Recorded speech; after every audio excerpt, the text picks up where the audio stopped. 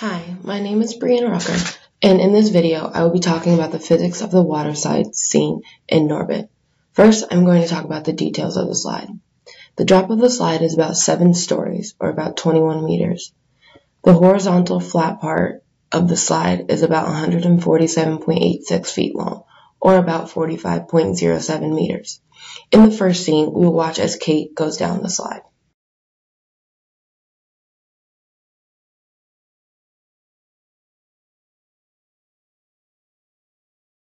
Now, we will use a speed time plot to determine Kate's velocity down the slide. To determine her horizontal velocity on the drop, I used the equation velocity equals distance over time, and divided 21 meters, the length of the drop, by 1.35 seconds, the amount of time it took her to get down the slide, and got a velocity of 15.56 meters per second. To determine her vertical speed, I used v of y equals negative 9.8 meters per second times 1.35 seconds plus 0 meters per second to get negative 13.23 meters per second as her vertical velocity. To find our total velocity for the drop, I did the square root of 15.56 meters per second squared plus negative 13.23 meters per second squared and got a total of 20.42 meters per second. To find her velocity on the flat part of the slide, I used b equals distance divided by time, except this time I used 45.07 meters, the distance or the length of the horizontal part of the slide, and divided it by 2.65 seconds and got 17.01 meters per second as her final velocity. This shows that her velocity decreased and that she slowed down.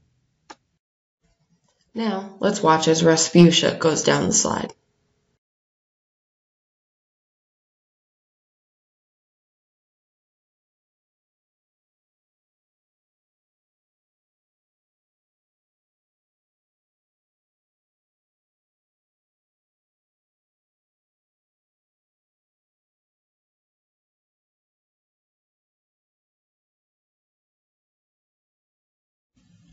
Once again, to find her horizontal velocity on the drop, I did velocity equals distance divided by time, and did 21 meters divided by 2.5 seconds, equaling 8.4 meters per second.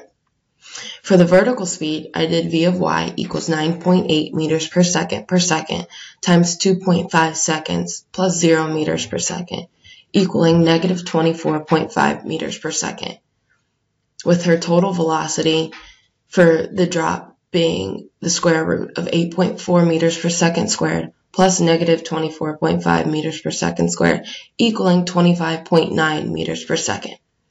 For her velocity on the flat part of the slide, I did velocity equals distance divided by time, doing 45.07 meters divided by 1.59 seconds, equaling 28.35 meters per second. This shows that her velocity increased and she sped up as she continued down the slide.